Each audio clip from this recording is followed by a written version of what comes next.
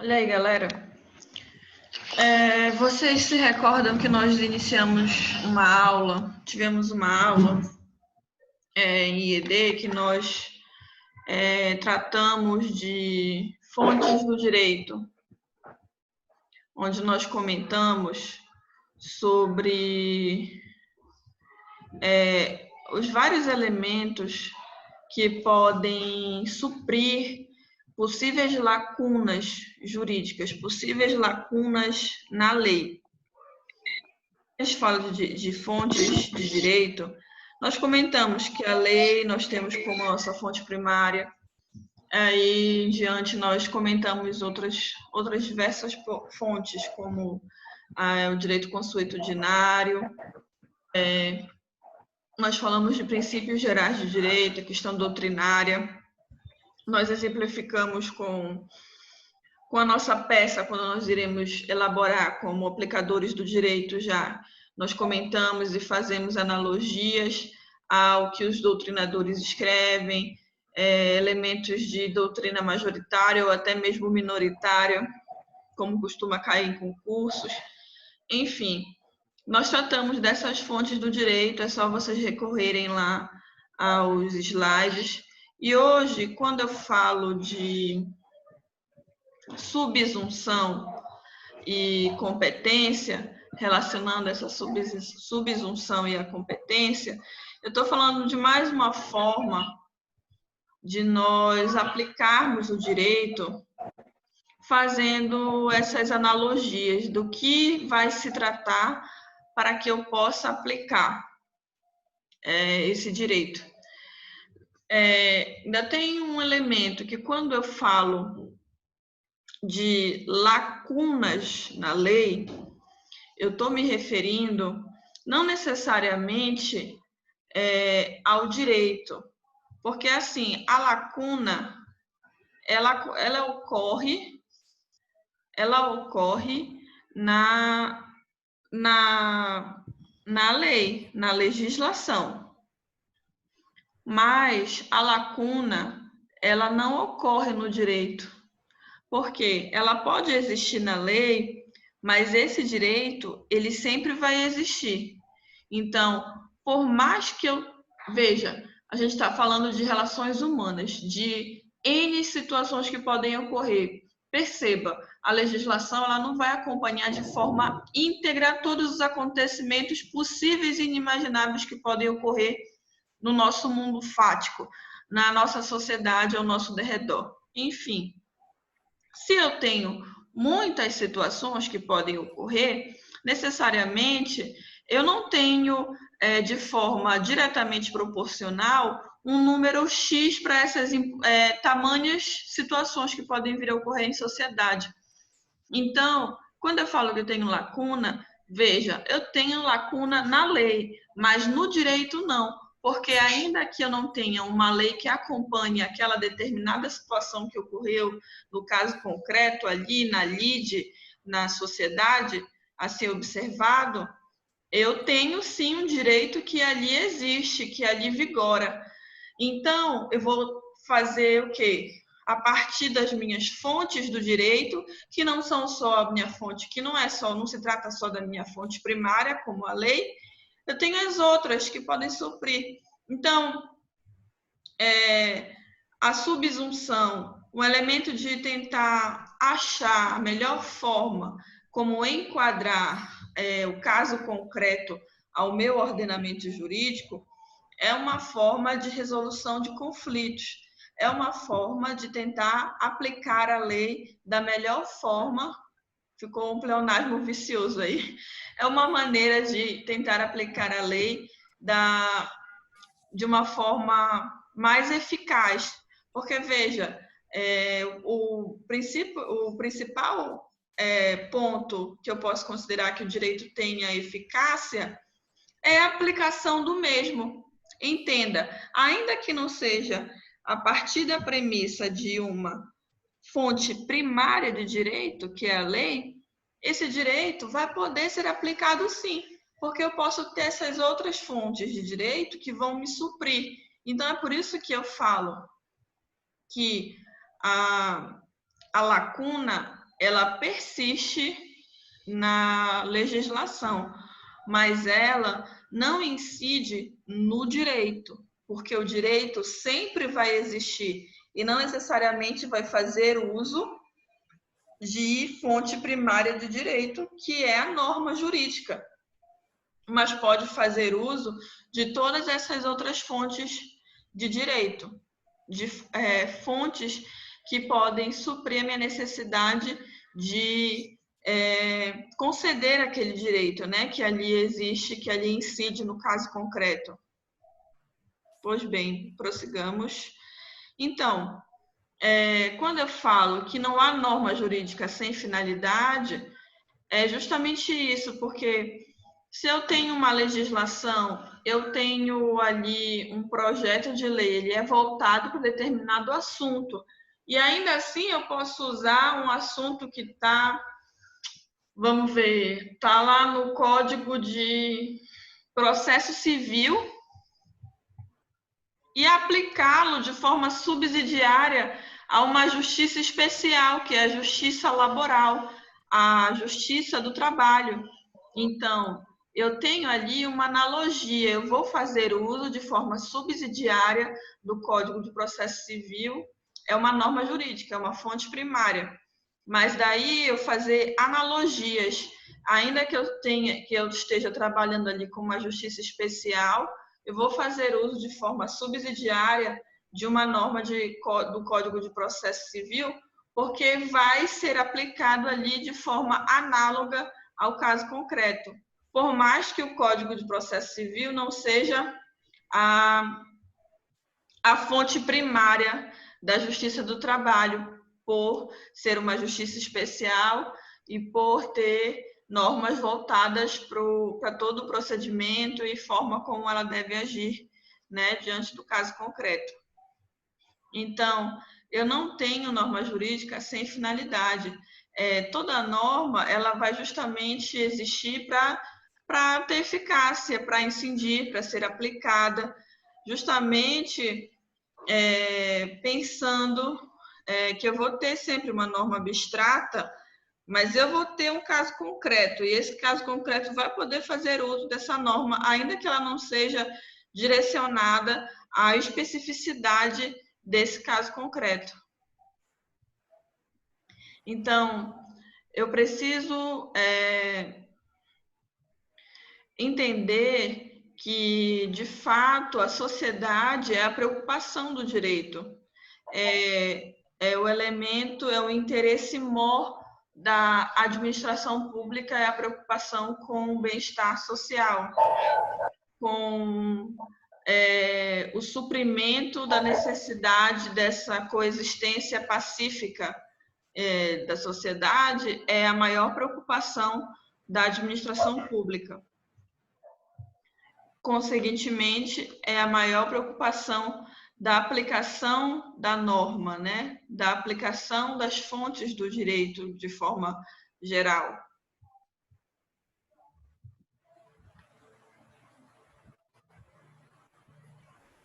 Então, antes de aplicar a lei ao caso concreto que eu apresento, eu preciso julgar se aquela hipótese de incidência ela vai de fato alcançar a minha necessidade. E isso eu vou fazer a partir do quê? Eu vou usar as técnicas de hermenêutica jurídica. Eu vou ali fazer aquela análise. Lembra que a gente falou de um processo? Eu vou fazer aquela análise gramatical para depois partir para uma análise lógica, que é usar o meu raciocínio para julgar se aquela lei, se aquela norma, se aquela fonte é cabível no caso concreto.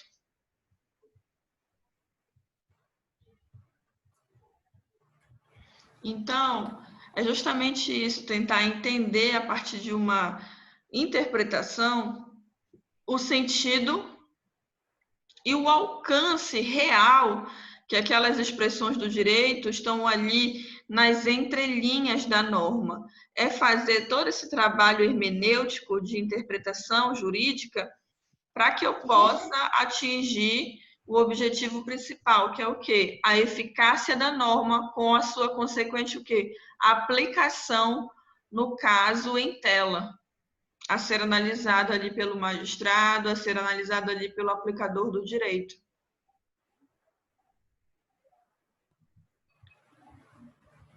Para a gente entender o quê?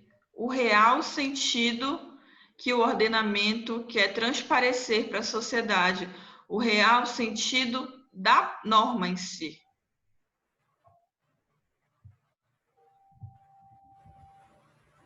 Então,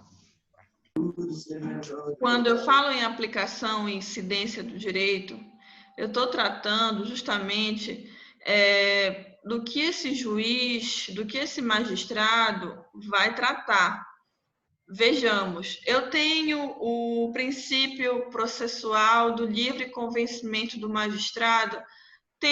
Eu tenho princípios ali que garantem a esse aplicador do direito ali de ter suas discricionariedades, de ter sua liberdade de decidibilidade.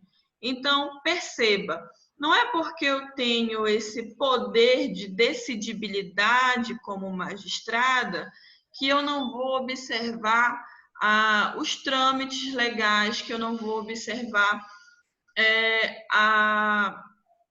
o teor da norma jurídica, o teor do ordenamento jurídico.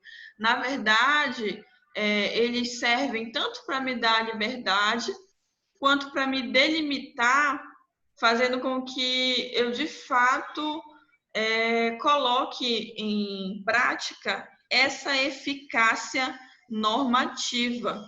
Então, a aplicação e a incidência do direito, ela vai estar ali em volta do imaginário desses aplicadores, de forma a garantir a liberdade dos mesmos, mas também delimitando essa liberdade de forma que, de fato, o direito, a justiça sejam aplicados no caso concreto.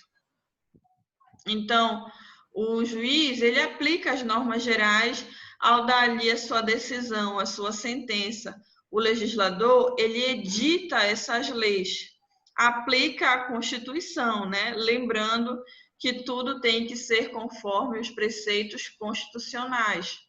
Então, e o Poder Executivo, ao emitir esses decretos, ele aplica essa norma constitucional. Então, a gente vai ter toda a burocracia, porque eu também vou ter a figura do administrador, do funcionário público, sempre aplicando ali as normas gerais, auditar os trâmites, os atos administrativos de forma geral, tanto os simples, né, os particulares ali, no meu negócio jurídico particular também eu estou sendo regida pelo ordenamento jurídico. Então, eu vou sempre, como particular, também ter que observar ali nos meus contratos, em testamentos, etc. Os mais diversos instrumentos particulares vão ter que obedecer também à aplicação e à incidência do direito. Então, eu vou ter como membro desse Poder Judiciário, como aplicadora do direito de forma geral, aqui como a gente exemplificou, o membro do Poder Executivo, o administrador, o funcionário público, enfim, eu vou aplicar essa norma de forma que ela alcance essa eficácia, sendo que eu vou sempre ter ali que considerá-la. Eu vou ter a liberdade, mas eu vou ter essa liberdade delimitada para que, de fato, ela alcance esse objetivo.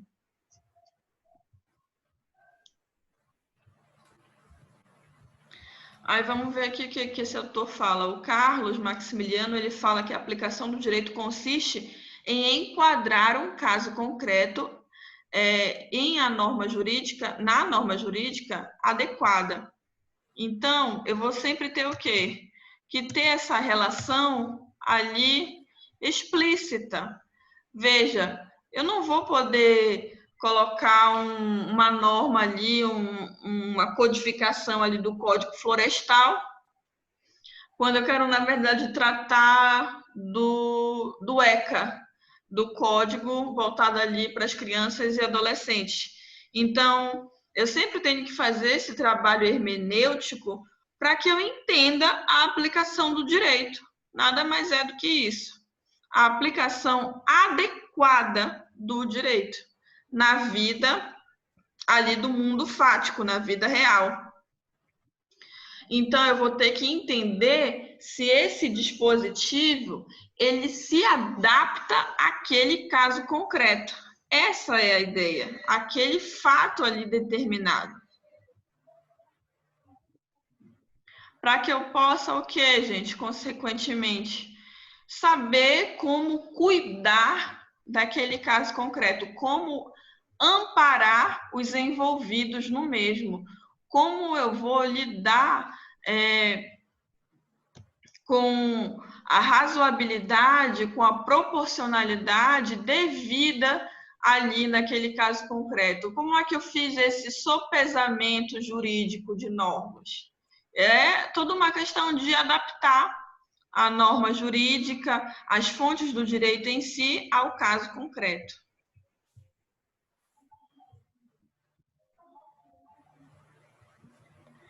Então, a aplicação do direito é a determinação em concreto daquilo que é realmente devido ou permitido, o que é feito de modo autoritário pelos órgãos aplicadores, pelo direito aos mesmos instituídos, isto é, através de tribunais, de autoridades administrativas, sob a forma, no caso de decisões jurisdicionais e atos da administração. Veja, quando eu falo, por exemplo, o juiz ganha bem pra caramba. De fato, gente, nós temos, quem não quer ter um concurso, ter uma estabilidade financeira, né? O que mais envolve ali o aluno, o estudante de direito, como dos concursos públicos. Veja, eu falo que um juiz ganha muito bem, tem um retorno ali, um poder aquisitivo diferenciado com relação à maioria da porcentagem da sociedade. Beleza, mas veja, a responsabilidade, e vamos usar palavras mais tranquilas, o poder de fato que está ali nas mãos desse aplicador do direito. É uma responsabilidade tamanha, gente. Então, quando eu falo dessa responsabilidade, eu preciso, de alguma forma, tentar... Veja, nunca vai ser de forma proporcional, porque essa responsabilidade verdadeiramente é muito grande. Então, muitas vezes eu tenho ali causas de milhões de reais que não chega nem perto do que o magistrado ganha. Professora, mas ele já ganha muito bem. Mas eu estou tentando te fazer enxergar como é a realidade e como esse ser humano também pode se corromper. Então, veja, a ideia dele ter um retorno financeiro diferenciado que também pode ser uma tentativa do quê, gente? De fazer justamente com que ele não se corrompa, porque a responsabilidade é tamanha nas mãos do aplicador do direito, ali do julgador, do magistrado. Então, veja, eu preciso ter toda uma interpretação, ter toda a forma de como aplicar a norma jurídica, as fontes do direito em si, para que eu tenha ali a eficácia dessa norma. Então, eu tenho uma responsabilidade muito grande. Então, é bom que a gente analise todos esses âmbitos, porque, como eu falei, ele tem o livre convencimento do magistrado, mas aí ele vai ter que ter o quê? Toda aquela delimitação, e muitas vezes essas pessoas, se você for ver, elas só andam com segurança, tem ali tudo organizado, para a saída e para a sua entrada, toda uma logística feita. A pessoa, ela vive em prol da aplicação da norma. Então, a gente tem ali uma vida que se volta para que essa norma seja de fato aplicada socialmente. Então, é uma responsabilidade muito grande.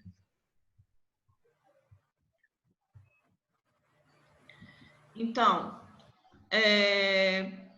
Pontes de Miranda, ele conceitua o tema como a aplicação do direito aos fatos sobre os quais a regra incidiu, traçando um paralelo ou uma distinção entre os vocábulos aplicação e incidência. Na obra dele, com relação aos comentários da Constituição de 46, ele chega a mencionar que a aplicação nada mais é do que a declaração de uma incidência. Ora, eu estou aplicando porque, de fato, a partir de todo o trabalho, ali a ação da hermenêutica, toda a análise jurídica, aquele elemento é aplicável para que eu possa ter a aplicação da norma, para que eu possa ter o direito vigente ali no caso concreto.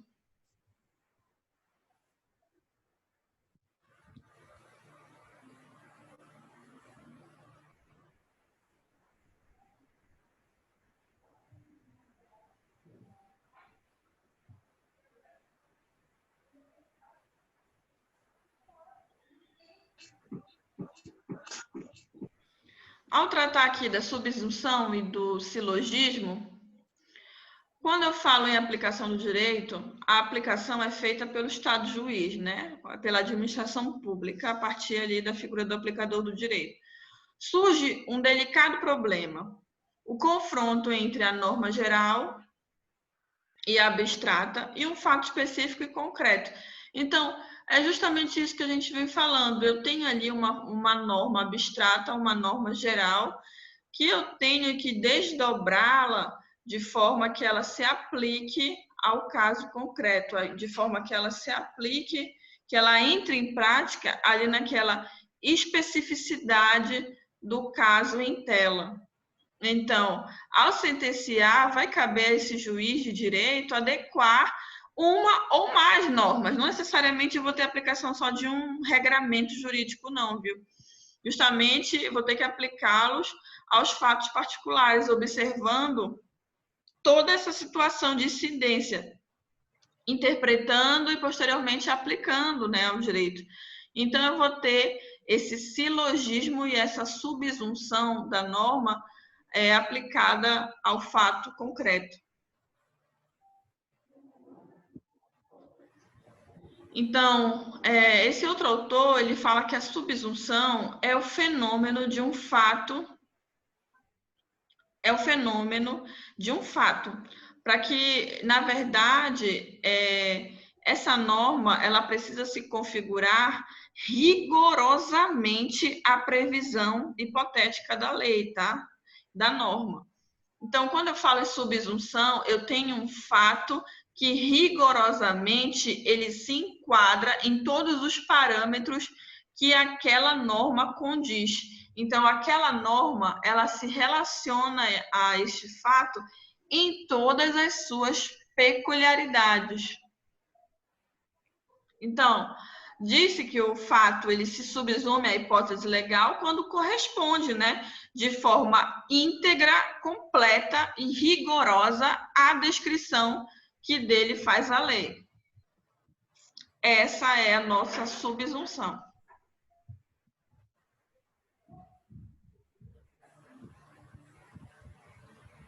Então, com referência, no caso do silogismo, eu tenho o quê? Um raciocínio lógico composto por 3 proposições.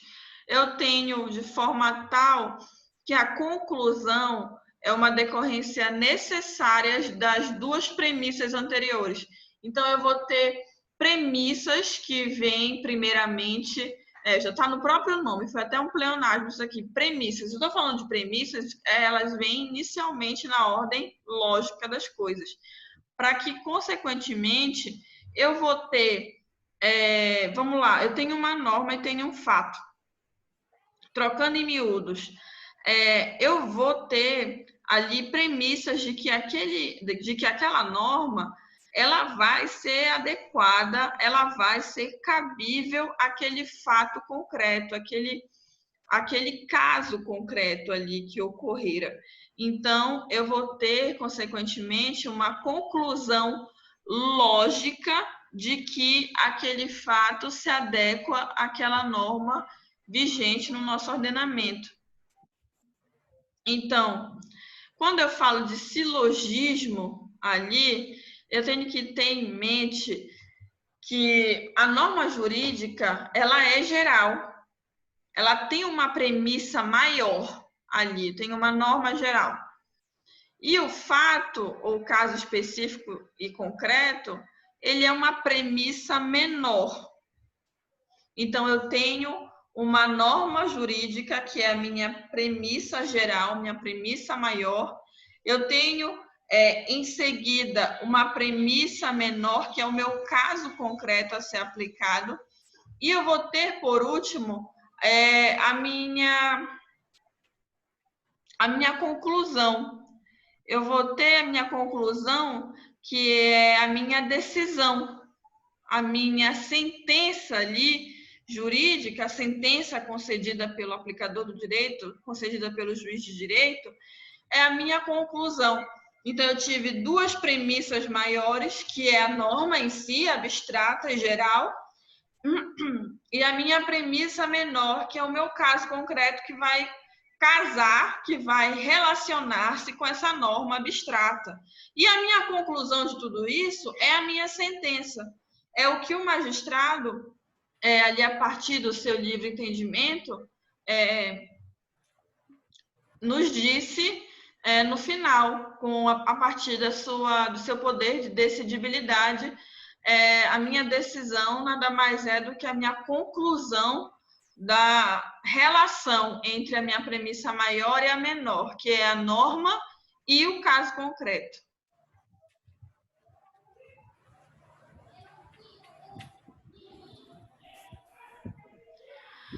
Vejamos, a problemática ao tratar-se de silogismo, de subsunção, é justamente por partir de um elemento dedutivo. Veja, eu tenho a intuição, a dedução de que isso se adequa a isto outro. Então, eu tenho aqui, essas são as críticas, né? As críticas ao tratarmos desse tema. Eu tenho justamente que ter uma correta constituição das premissas, para justamente a gente ter a subsunção devida. Eu preciso entender essas minhas premissas de forma que eu ultrapasse esse âmbito dedutivo. Eu preciso vencer essa barreira única e exclusiva de dedução, de empirismo feito ali, sem raciocínio lógico devido, sem uma análise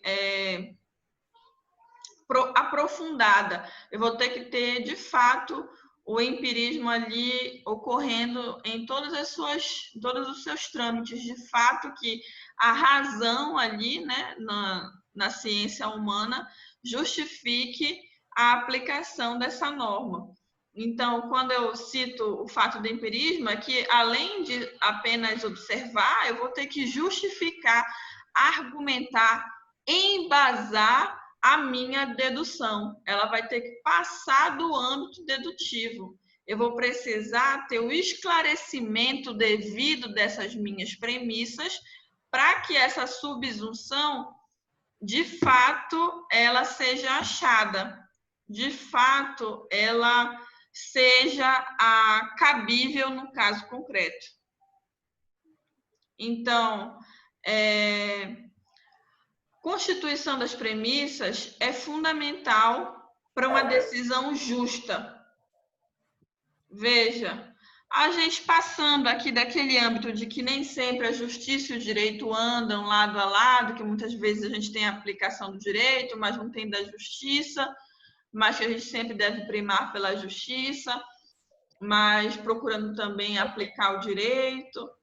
Enfim, tirando essa discussão de tela, a gente sempre vai ter que falar que, ao tratarmos aqui desse caso específico de subsunção e silogismo, a gente vai ter que constituir premissas devidas para que eu tenha uma decisão consequentemente justa, para que, de fato, eu observe ali o direito e como ele deveria ser aplicado. Porque, consequentemente, se não for, observada tais premissas de forma correta, eu não vou ter uma sentença coerente. Eu não vou ter uma sentença correta, né?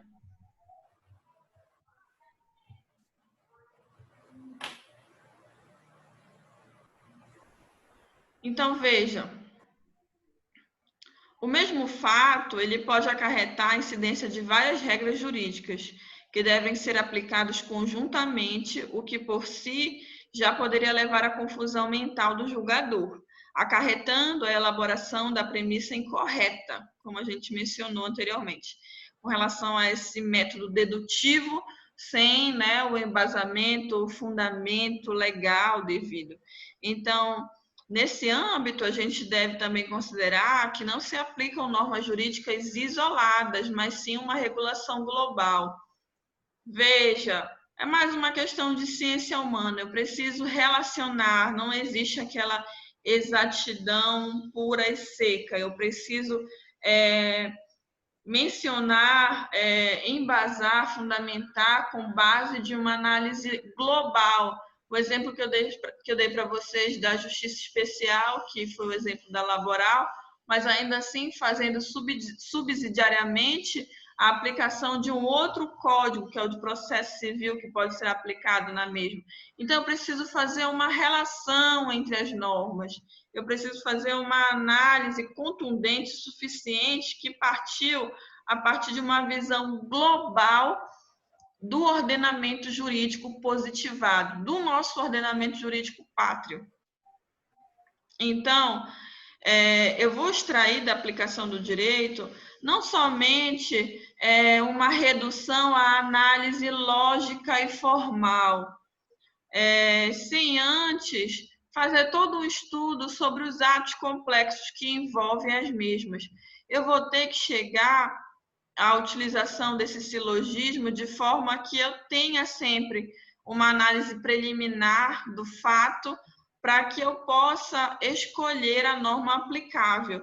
Então, para esse silogismo de fato ser coerente, eu vou ter que fazer análise das premissas, a análise da norma abstrata, da norma geral, em seguida a análise da premissa menor, que é o meu caso concreto, para que eu tenha uma conclusão, que é o quê? Minha sentença seja de fato devida, pois eu observei anteriormente as premissas de forma correta, de forma coerente.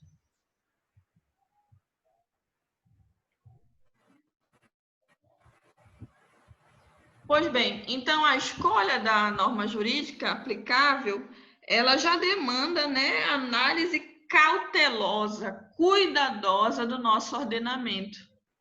Então o aplicador ele vai ter que ter essa visão de águia, ele vai ter que ter essa visão ampla para entender o todo, para que a partir da análise global desse todo, ele consiga a especificação ao caso concreto.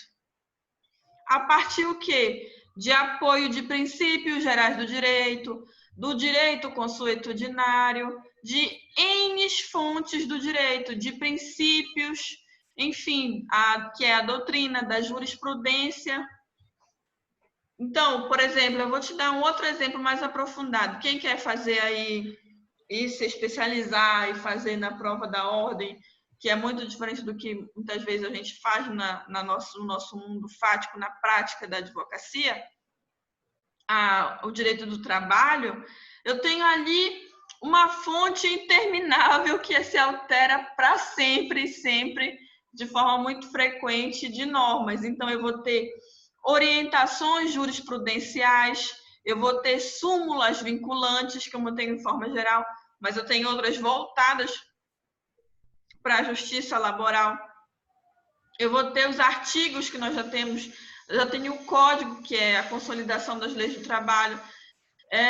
Eu vou ter muitas formas de lidar com aquele caso concreto e embasá-lo de forma tal que eu atrele todos os elementos e aí sim aquele aplicador do direito, aquele juiz de direito vai olhar, está bem fundamentado, está bem embasado.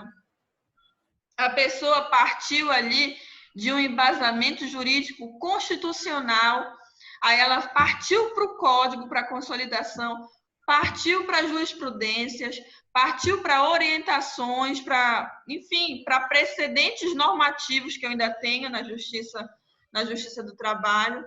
Enfim, eu tenho N situações que eu vou atrelar ali para que, de fato, aquelas minhas premissas menores, elas sejam cabíveis à minha premissa maior e que eu tenha uma conclusão devida na sentença do aplicador do direito do magistrado. Então, a escolha, é bom que eu examine todo um elemento, né, a ser observado ali. Eu preciso entender a norma na sua essência, com o conteúdo que ela pode alcançar, passando pela análise do sistema jurídico em que ela está inserida e também pela hermenêutica e pela interpretação. Veja, a hermenêutica e todas as suas técnicas de interpretação vão fazer parte para que essa norma que ela seja observada, que a gente a enxergue em sua essência, para entender o real alcance dela. E onde ela está inserida, para que eu entenda aquele sistema jurídico, para que eu possa aplicá-la. Aí, ali no segundo passo, eu vou ter que entender o quê? O caso concreto e as suas circunstâncias, e as suas especificidades, as suas peculiaridades, as suas características, para que eu possa aplicá-lo, né? Para que eu possa relacioná-lo à norma. Em seguida, a adaptação do preceito à hipótese em apreço, à hipótese em questão, que é o caso concreto.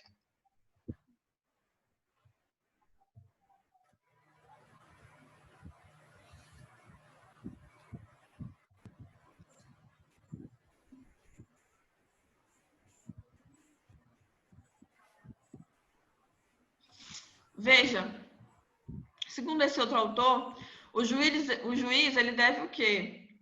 Em primeiro lugar, considerar a situação de fato em sua individualidade. Ele vai ter que analisar a especificidade do caso para que possa aplicar a norma. Então, essa análise prévia, ela vai indagar se o fato ele se realmente ele foi observado, analisado de forma anterior, para que se incide ou não ali a tutela daquele direito normativo, né, em questão.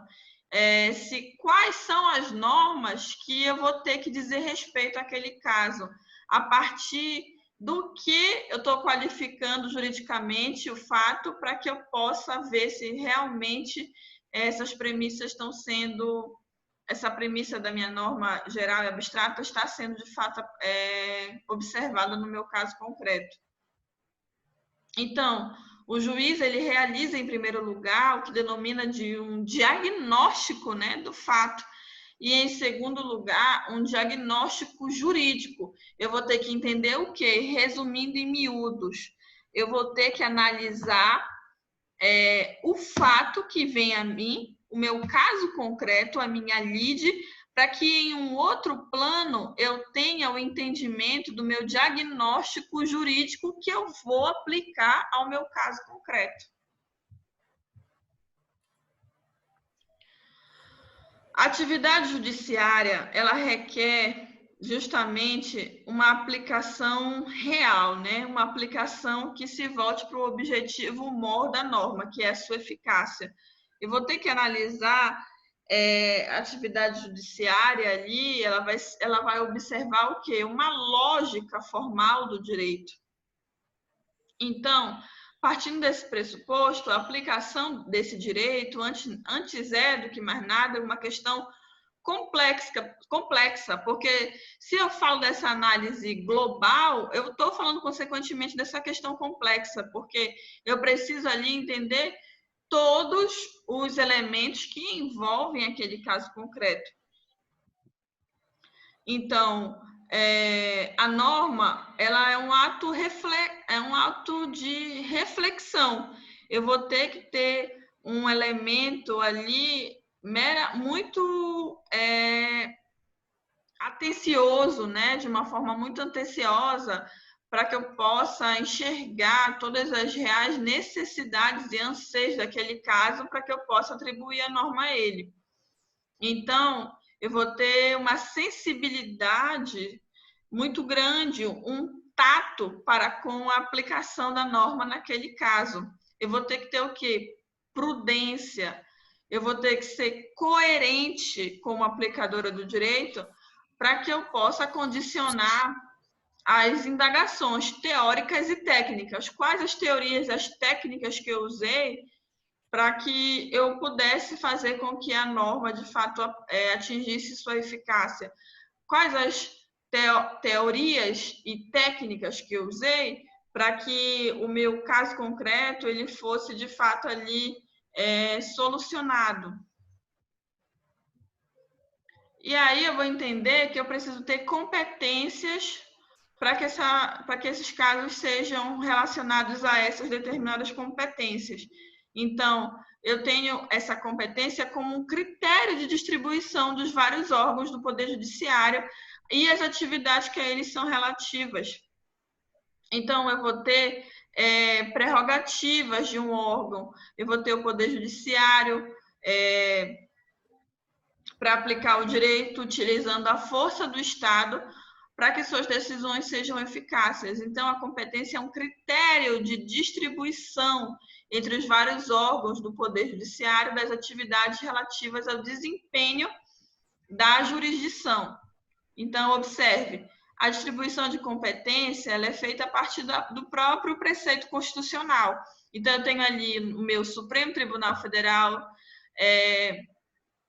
tenho o Superior Tribunal de Justiça, eu tenho a Justiça Federal, tenho as justiças especiais, uma delas é a que eu cito muito, que é a trabalhista, tenho a militar, também tenho a eleitoral, tenho a Justiça Estadual.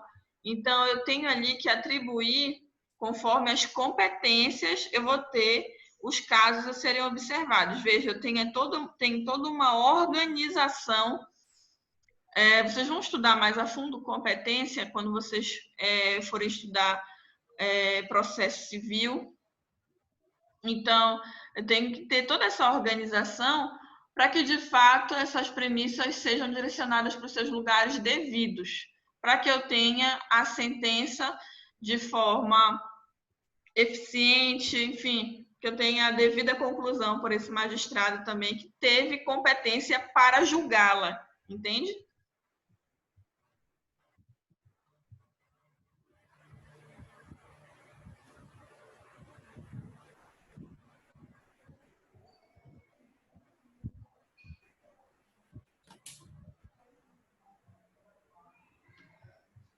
Pois bem,